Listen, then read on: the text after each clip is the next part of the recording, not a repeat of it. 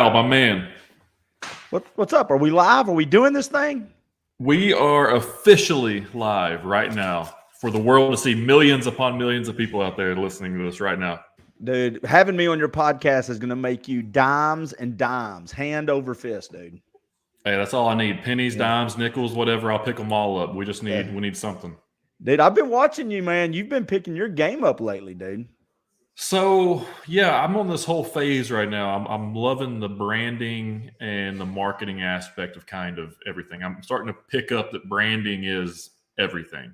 You know, Right. your network is your net worth. I'm into that whole thing. Everybody that I listen to, then I study, they're all doing this, and I'm like, hey, maybe I should get back on social media, really hit it hard. See, because I mean, the podcast has been here. We've been doing it on Thursdays, but it's not been something that we've like really been promoting. So I figured let's just go ahead and knock this thing out, see what happens. I saw you. Did we talk about it in person when we saw each other last week, or did you post this where you're doing like 100 pieces of content a day? Yeah, I think we talked briefly about it. So I saw Okay. that from Gary Vee. It's like a challenge Gary Vee has for his people. But that could be 50 tweets. That could be Facebook replies, comments, whatever. Any type of content could fall into that 100 pieces of content. But yeah, I've been trying to do at least 100. And that's like, maybe I take 10 minutes out of my day and I just tweet as many times as I can. I take 10 minutes out of my day and I do LinkedIn as much as I can. Take 10 minutes out of my day and here's the crazy part: respond to YouTube comments, like other people's YouTube pages, and then just saying, "Hey, come check out my page." It's very similar type content. I've been doing that, and then we got the TikTok account. The TikTok account kind of blew up out of nowhere. I don't even know how that happens. I'm I not don't on understand TikTok. it. I've got to get on TikTok, dude. I guess I got to. Yeah, I don't understand it. So my buddy Nico came on my show. You should definitely watch that episode. Okay. So 105, 106, Nico came on. He's like he from the area and everything, but blew up on social media. Has a YouTube page called Back to Life. Also has one called Nico's Property Show, where it's like HGTV. Yeah. And he's got over like a 300,000 followers on one, over 150 on the other. His TikTok has like 800,000 followers. He's like over 2 million combined followers. Wow. All organic, all of him just kind of working it. And he picked majority of them up when he went to India and somehow or another got backstage for this like Muslim event in India and started like reporting on it like a journalist. Like they thought he was just a journalist there with the New York Times or something. He's got his And phone like, tell me what you think. yeah, exactly. He's up on stage doing everything. He pretty much came like a celebrity in India overnight. It was a fascinating story.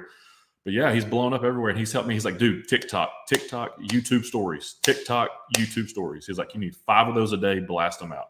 He's like, you've got over 100 something episodes of content, blast it out. A mutual guy that we know, excuse me. When you get to be my age, you got to clear your throat a lot. I apologize. That's Ed okay. Jones, Nutrition World, the holistic navigator, blew up a little bit on TikTok too. If you've seen him, he's got a couple 100,000 people viewing his stuff. And he's doing this thing now where he goes and shows people how to exercise. And he takes his shirt off, which ticks me off. He's 65 years old and he looks literally like he's a 20-year-old. Right. And he did the kind of the same thing. He jumped on TikTok and all of a sudden it just blew up. And he's like, man, I was getting tens of thousands of views and I didn't know why. So yeah, it's crazy. So we put out a video, just a clip of our podcast from Nico, because he was the one who told us to do it. We literally didn't have a TikTok until after his episode. We created it that Sunday after that Thursday, posted the first video on Monday. By the following Thursday, we had over 75,000 views on 5 videos. And how long was the video? The videos are between 15 seconds and 3 minutes. Holy mackerel, dude. That's a lot. So, and then the one that has the most has, I think right now, 65,000. Like our top 3 are like 65,000, 13,000, and 15,000. Then all the other ones all have in the thousands. It doesn't make sense to me. Are you enjoying that? And I didn't mean to flip the script and talk, interview you, but are you liking doing the LinkedIn lives? Because I know that's a switch from you from a year or so ago too. Yeah. So, the podcast originally was supposed to be like Chat with Gunner, people from Chattanooga with Gunner, sports, things I enjoy, stuff like that. Well, logistics is a huge part of my life. And I guess I've kind of just hit it for so many years because pro wrestling was always plan A. So now with sales and training and coaching and business and logistics kind of taking the forefront in that, I was like, where's all the business people at? They're all on LinkedIn. Where's the content creators? They're all on LinkedIn. Influencers are on YouTube. Other niche type audiences are on YouTube, your fitness and all that type of stuff. But your business people, they're on LinkedIn. So I just started doing it on LinkedIn, and it's taken off. It's generated people going over to YouTube. It's generated people going to TikTok. It's generated people going to Facebook, and now on LinkedIn. Because LinkedIn is by far my number one social media right now. Well, I think we forget sometimes in business that the air quote prospect, our clients, the lead, they're humans, right? They Right. like fitness, they like hiking, they like pro wrestling, they like music, they go to movies. They're human beings. And so I love the fact you're on LinkedIn because you're doing a couple things. You're talking about some business stuff, but you're also appealing to the other side of those business people, which is life. Everybody's got families, and they're not just 9 to 5 people. Yeah, no, you make a great point. I tell everybody, I'm like, I don't know what professional means. So, I mean, you hear all this term all the time. Like, you got to be professional. What's that mean? I don't understand what professional means. Like, why does Facebook have to be different than LinkedIn, and Instagram have to be different than LinkedIn, and Twitter have to be different than LinkedIn? Why can't you just speak your opinion in a professional setting of a network of people? And if they don't like you, guess what? They're probably not going to do business with you. But if they do like what you're saying, they're probably more likely to give you more business. So that's my thought process. If you don't like me, cool. I don't care. Yeah, I do coaching a little bit on this, for small business owners and some sales folks. And my mindset has shifted the last few months. I actually am going to start a side podcast, I think, or I'm going to include it under during the break. And it is basically the 5 to 9 coaching. And here's why. Because what we do from, we always talk about what do we do from 9 to 5, our lead generation and all this business and our systems and our processes. But all of that really comes from what you do from 5 to 9. Your happiness is what you do when you're air quote not at work. That's Sure. where you see your kids at the house. That's great. And if they came to you right now and said, "Hey man, you got to pick your best day at work or your best day with your kids," you're like, well, "I'm picking the best day with my kids, hands down." Right. And so I just think we forget sometimes what really makes us happy is what we do, air quote, on the off hours. Yeah, and a lot of people talk about work-life balance, right? You're working too much, you're doing too much. I agree that there's a work-life balance, but like, what is it? Like, you just got to do things that you enjoy. And if you're working, doing something that you really enjoy, then that's going to balance everything out in the first place. I think a lot of people just kind of get caught up doing something they really, really, really hate. Mm-hmm. And that's where it throws off the work-life balance, because now they're wanting to, I guess, do too much of the play and not enough of the work just because they're not happy doing it. I've been there. I've been doing that. But now when you turn everything into something that you really, truly enjoy and that you're passionate about, kind of changes the game. Like, I don't mind doing something for work on a weekend or at nighttime or Saturday, or training or studying or doing sales or conferences or networking with people. I love that stuff. And that's pretty much what I do during the day also. So I enjoy it. Well, you're an athlete, so I'll say this to you, and it's an old quote. Sometimes it's not the weight that slows you down, it's how you carry it.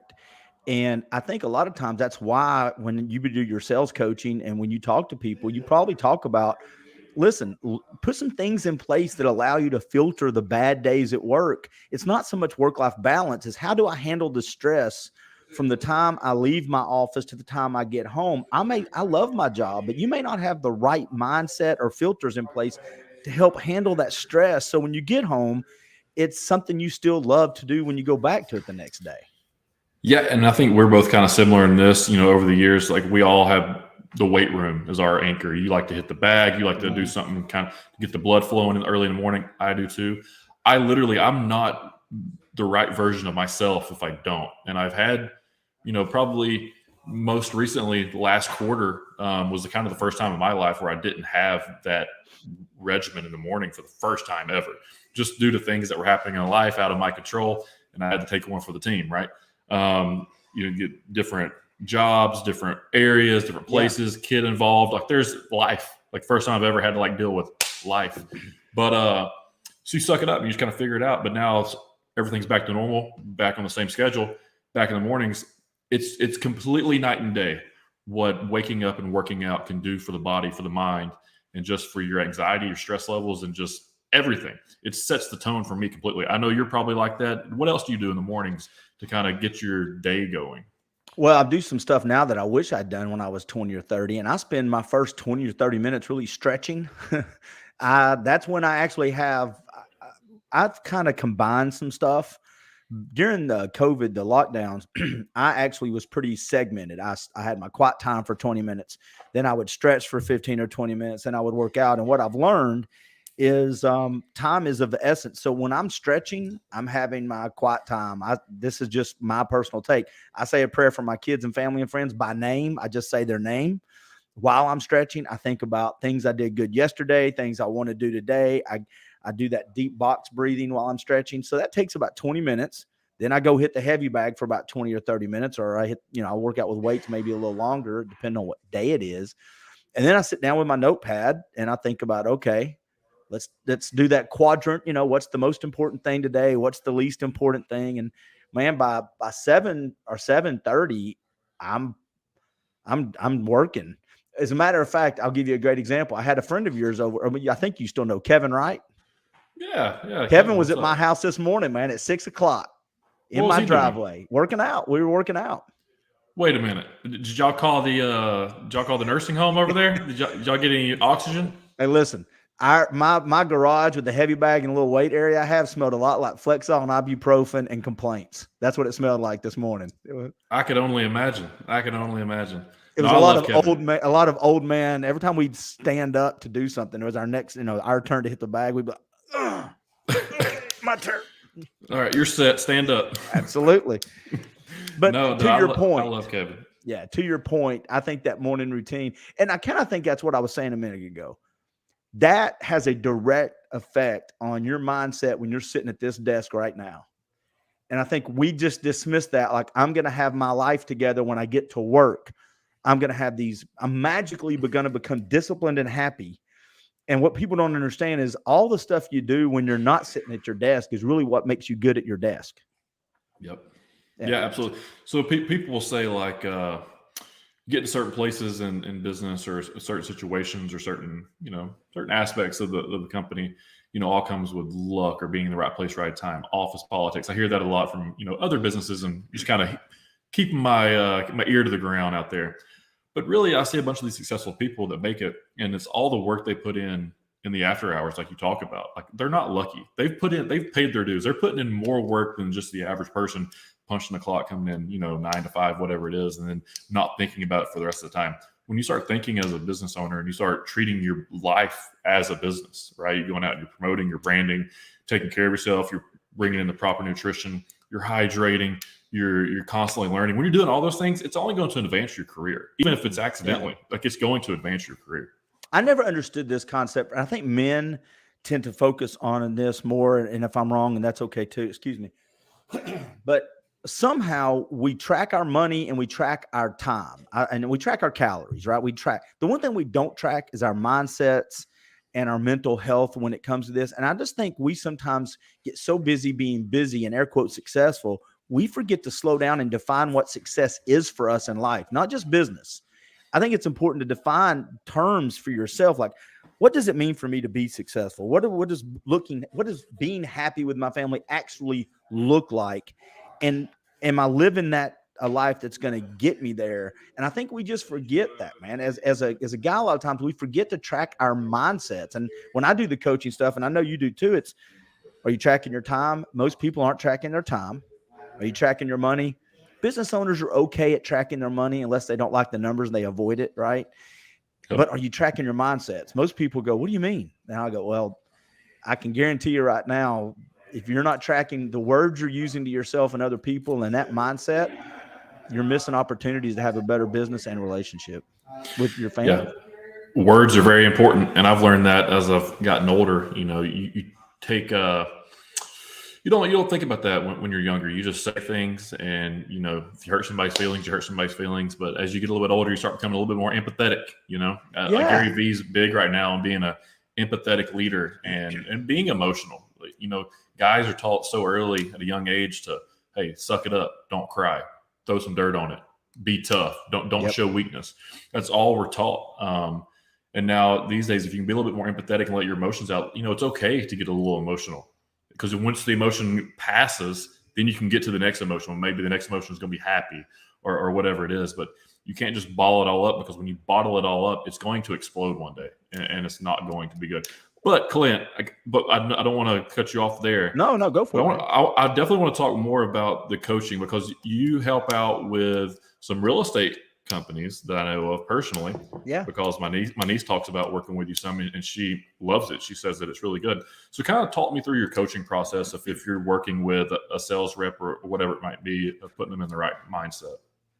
Yeah, I've got a couple of small business owners, and then I have 5 or 6 real estate agents. So I have about 8 or 9 clients, and it fluctuates. I think it all goes back to what we've been talking about. I think most people, first of all, I think good coaching is more of a mirror. I have some suggestions for people, but usually just asking the right questions. You've sat in that chair and had people in front of you, and you realize that they know the answer.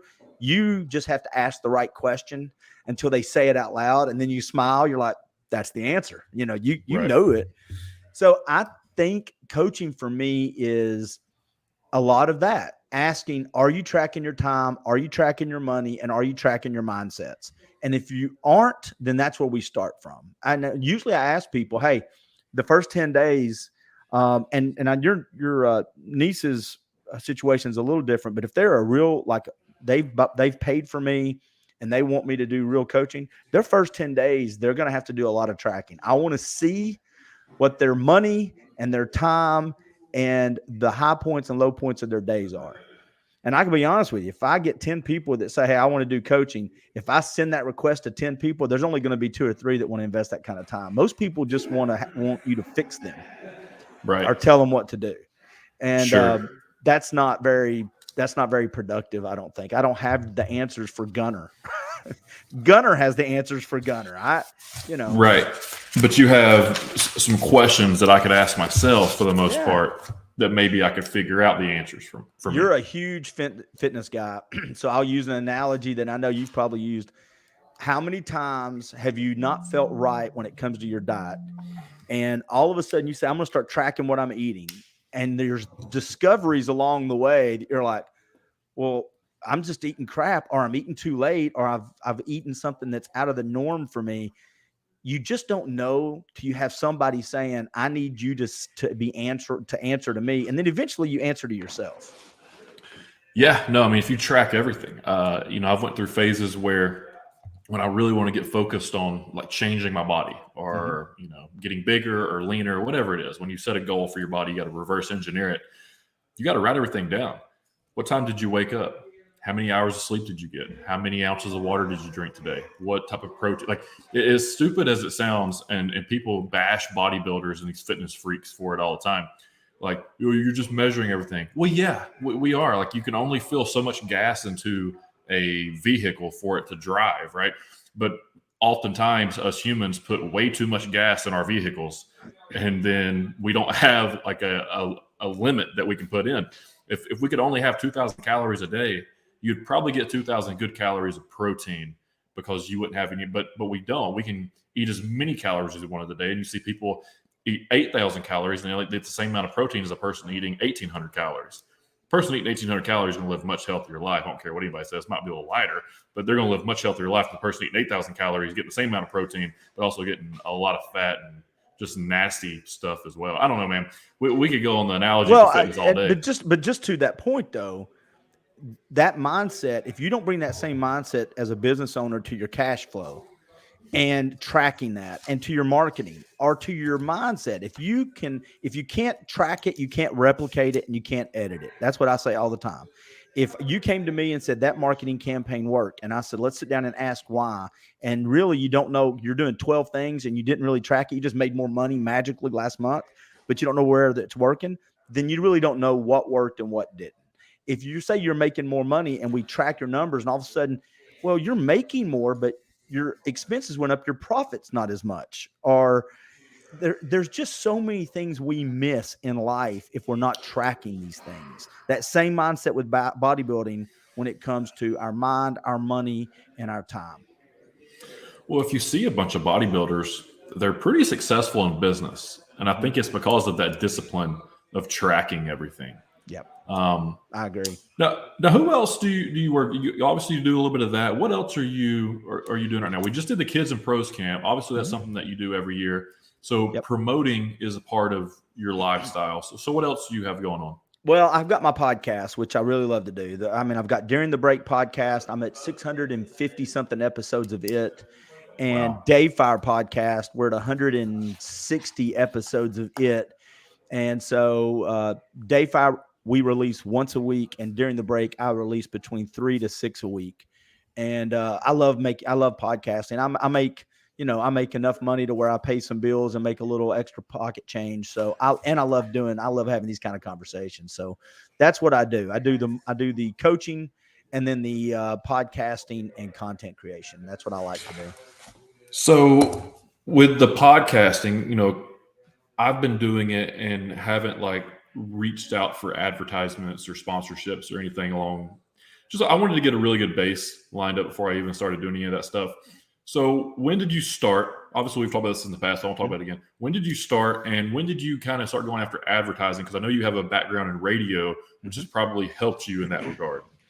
Yeah, I sold or managed radio for a total of about 14 years. I actually owned a billboard company for 2 or 3 years. We sold it to Lamar Outdoor back in 2008.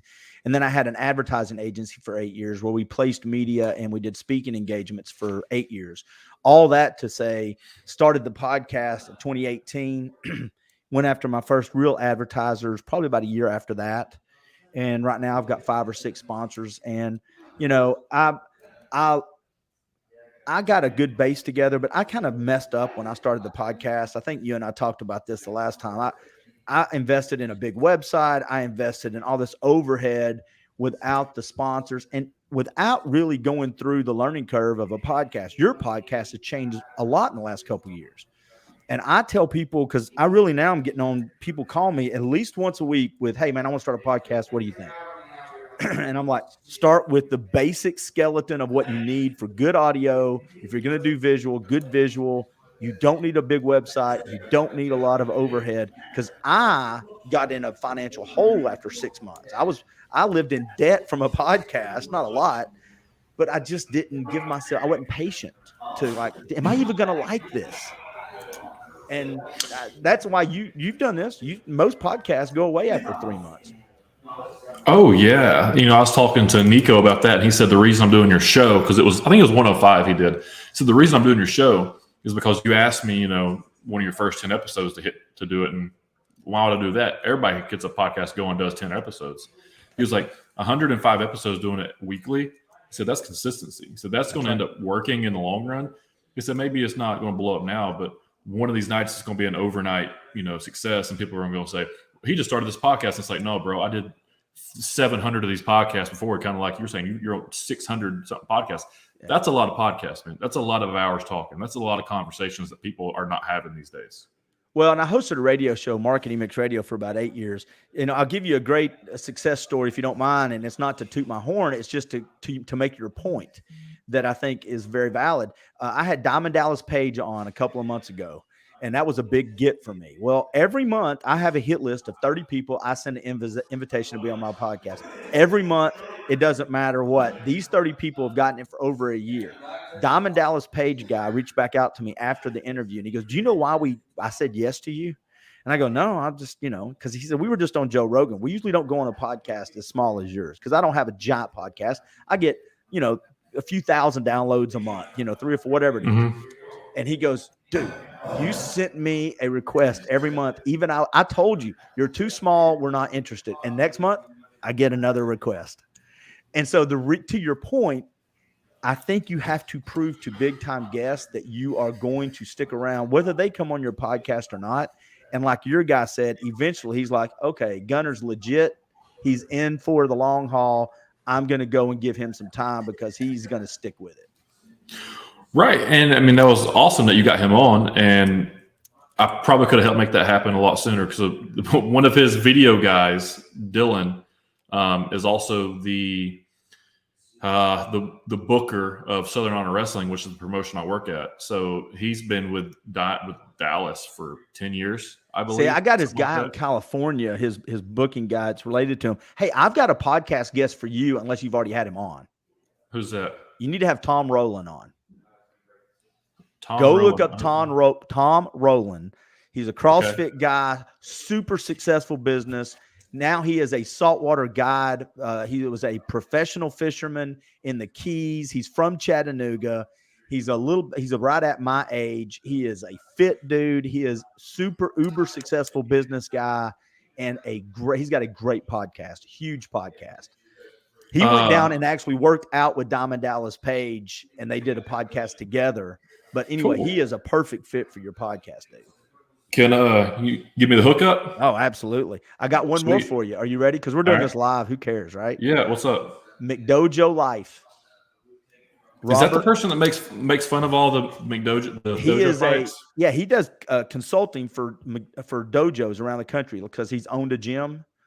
But he has got a huge following, very successful business model, but he's a content creator. And for what you do, he's a great interview because he can talk business and content.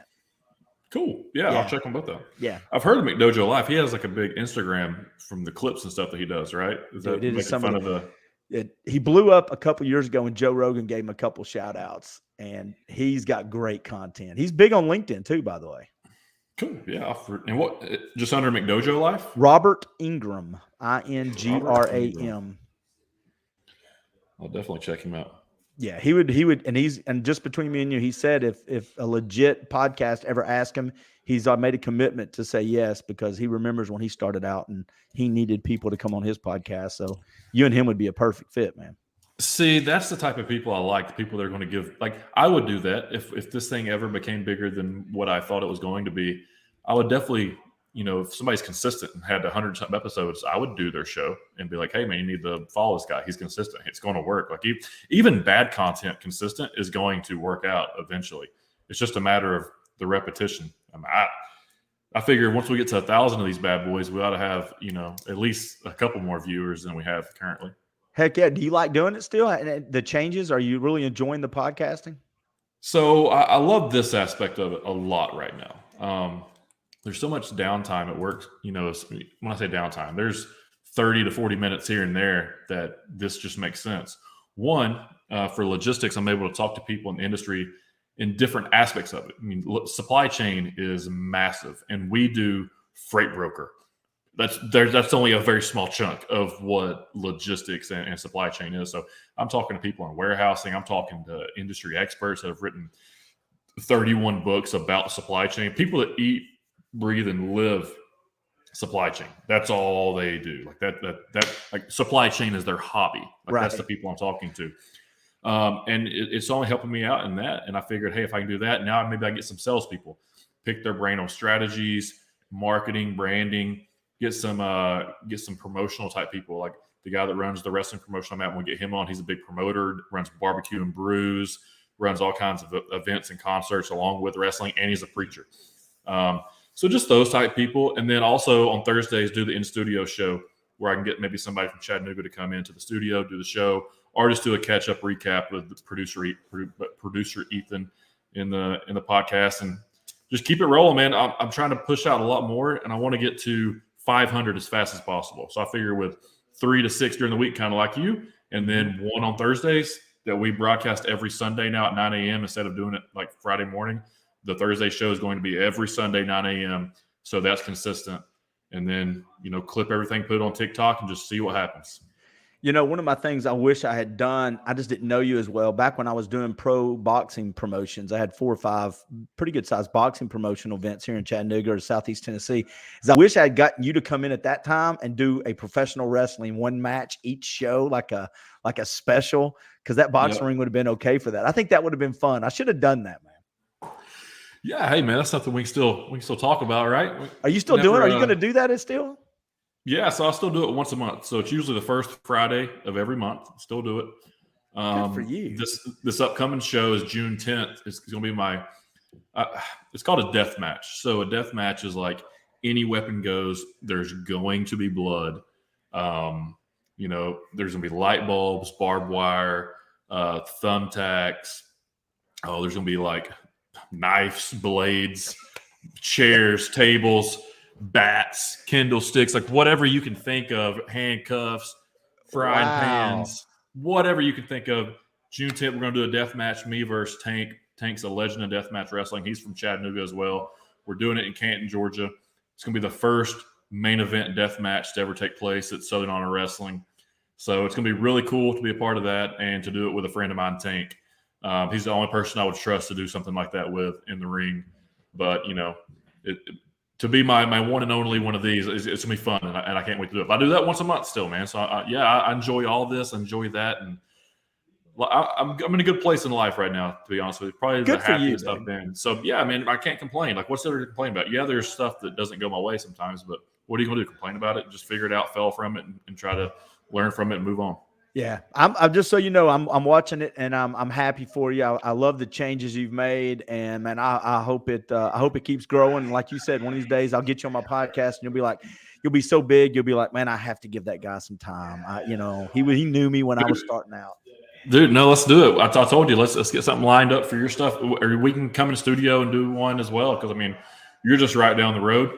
We're always bumping into each other somehow or another. Yeah. So, and and your stuff is very like motivating and inspiring, because I'd say I'm trying to think like Chattanooga, who would be the two biggest, not two biggest, but like the two most volumed podcasts in Chattanooga? What would you think they are? Man, there's the people of Chattanooga. I don't know if they produce as much. Well, Chattanooga Drive, they are a podcast with Jeff Stiles and Jen Lambert and those folks. They do a podcast every morning at 5:00. So they're doing 5 a week, but they've done that for about 6 months or 7 months.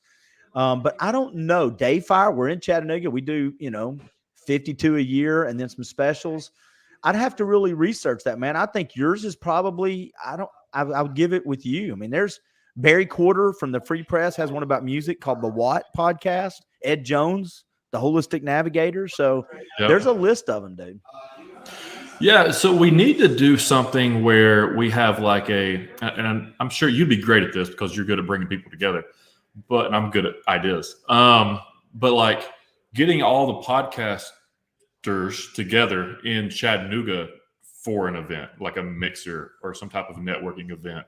I don't know if there's something like that. I've got it. That's awesome. DeMarlon Dean's got one called that. You need to have DeMarlon on your podcast too. 9-1 Watt.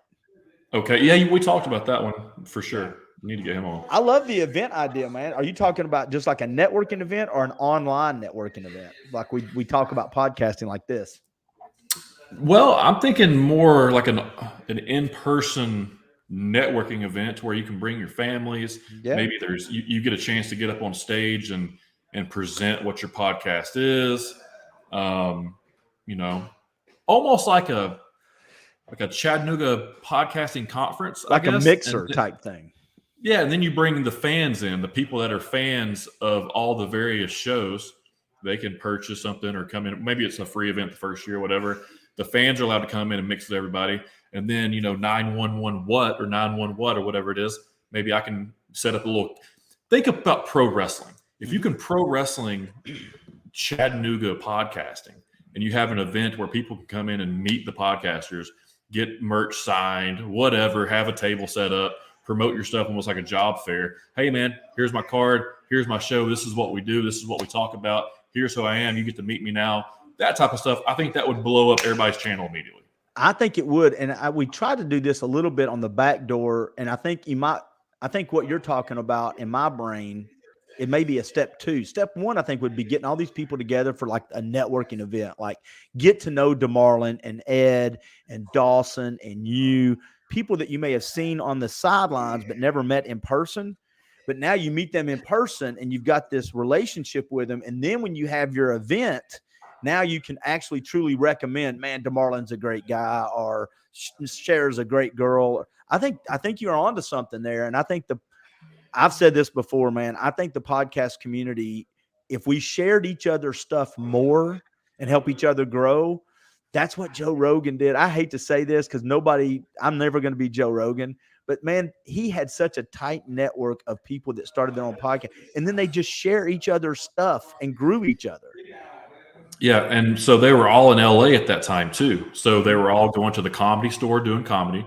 Then they all started their own podcast, but he would bring him onto their shows because he had the biggest platform. And then he would hype up their stuff, make them funny, just have conversations, get their podcast rolling, pass them. Then he'd do one of their episodes, get their highest earning episode, and then bounce out. And then he was done. And then they just, and now it's on if you look, Brendan Schaub comes on a couple times a year. He may go on theirs every now and then or something, but I do believe that there is synergy in podcasting.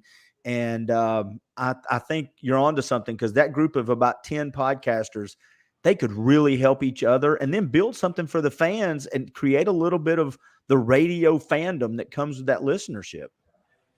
Yeah, I mean, I'm not saying Chattanooga's L.A. or Atlanta or New York, or Miami, but it's we're way Chattanooga. better than L.A., dude. That's why people are moving here. We got the fastest internet. We should use it for content creation, right? We got that's the way it should roll. We are right in the middle. Nobody wants to live in Atlanta or Nashville or Knoxville, really. Right here. Just come to our – that's why East Ridge and Chattanooga's blowing up, man. That's true. Hey, how about East Ridge blowing up, though? Exit 1 right there is just absolutely changed completely in the past 5 years. Well, and you know, the tax thing that they put in for developers, that's the reason you see Honda ATV, the Honda Chattanooga Power Sports. Right. It moves over here to East Ridge. You've got Champions that came over here, Top Golf, Bass Pro. But now, man, down towards I don't know when the last time you were on Ringo Road. You know where Germantown meets Ringo Road? Yep. Do you know the bowling alley that used to be there? Yep. Have you been there lately? No. Brand new Mac Daddy, one of the biggest in the state food cities going in right there with a Starbucks. What? Yep. It'll be done in the next 4 months. Now, what about the food city that's across the street? They're going to close that down, which to be honest, I don't know what else is in that little shopping area. They might bring another big line, like a vendor or anchor store there, or they might just bulldoze that and put up a doctor's office. If I own that property, it is right there at Germantown. It's perfect for a good medical 2-story medical building right there. But nobody listens. Plenty of. Hey, they're going to. We're going to get our networking event together. We're going to get up there on stage. We're going to tell people why they should listen to us in their ears. That's what we're going to do. Man, you know, I did this. I would love to get up in front of people again. COVID killed me. For about 12 years, I got to speak in front of about 20 or 30 groups for 10 years, man. And 20 or 30 groups a year. And I miss speaking in front of people. Do you get to do a lot of that? No, man. So that's literally like, that's next step. That's probably end goal. Like, I've loved motivational speaking, like inspirational speaking. And so many people, I think, water down the material. They just take other people's stuff and they say it in a different way, and it doesn't come across as good. But maybe they're jacked, or maybe they had some crazy story they can kind of tie into it, or they have a bunch of followers on Instagram or Twitter or TikTok, whatever it is, so they get to do that. But if you could really just pull your story, and if your story can relate to the average person, there's a lot more average people out there than there is very high level people. So you don't have to go after those people. If you can make your story relate to the average people, I think that can help somebody, whether it's just one person or 1 million people. You've done your job because you've been able to inspire somebody or put somebody in a positive light. So end goal for me is to go around and just create a story that's worth hearing and worth motivating somebody, which I think I have some aspects to it. I'm obviously still building my story, but that's my end goal, especially for young athletes. Middle school, high school level athletes trying to get to the next level. That's really what I want to focus on. And maybe just high school students in general, middle school students, probably more so high school students for me, honestly. I think that'd be great, and I'd love to do it. It's just a matter of me just jumping in and figuring out how to get that started and moving forward with it. All right, write this name down unless you don't know him. Heath Esslinger. Do you know Heath? Mm-hmm. Okay. Dude, yeah. do you know what he's doing now?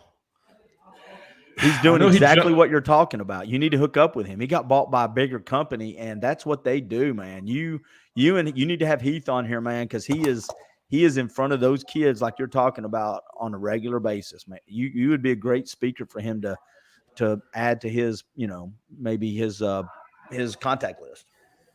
So yeah, Heath did I loved hearing him speak. So he did all of our FCA talks prior to games and some of our just motivational talks on Friday nights before games. He's good. Loved Heath. He was there the entire time I was there as the wrestling coach at UTC. Great guy. Love Heath. Fantastic speaker. Very motivating. Yeah. Brings it from a faith background also too. So always ties things in together with family, faith, and doing things the right way. Love his stuff. Yeah.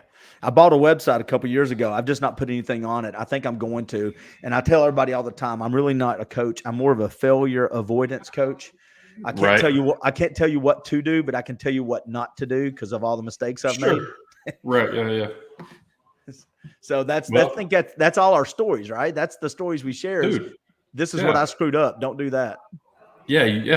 Learn from my failures. Try not to make the same mistakes. If you do, here's how you kind of correct them and get back on the right path. But that's what I did. It took me 7 years to do it. Maybe it can take you 2 months. That's right. Yeah, I lost $100,000 doing this. Don't do that.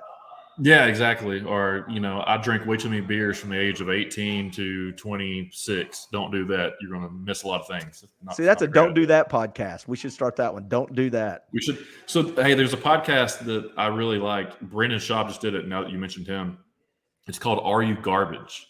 And it's hilarious. It's 2 comedians out of New York that's supposedly blowing up. But what they do is they have people come on, and instead of like giving them like the regular interview where it's like, hey, so when's your special come out? What channel is it coming on?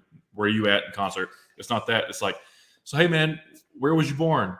What type of dogs do you have? And they break down your childhood in a comedic way, and they determine if you're garbage or not. Like within like the first 10 questions, like in 3rd grade when you killed a bunny because you didn't want your parents to know that you accidentally ran it over with a car or something. I'm making that up. Yeah. But they're like, oh man, you're garbage. You're a garbage person. You can't fix that. You can't fix your life. You can't come back from that. So it's just kind of just bringing it back everybody's childhood in a very comedic way, but it's telling everybody's story too. And they do a really good job. It's about an hour and a half. They do a really good job on podcasts. And something like that would be pretty cool too. Are You Garbage? Name it something else, but that'd be a pretty cool show. I'm going to go check it out now because I like that sarcastic, dark humor that everybody else is a little like, I can't believe they said that. And I'm like, I love it that they said that. Yeah. Yeah. So yeah, check out the one Brendan Schaub. That's the one I watched. It was pretty good, but then they've got other stuff as well. And they're just 2, up and coming comics in the New York area that are getting a lot of praise from a bunch of the big time guys. Yeah, I'm going to go check it out. I've got some drive time today. I'm going to do a podcast in the studio. I'll give it a listen. There you go. Well, Clint, man, I appreciate you coming on, dude, taking time out of your busy week on a Wednesday.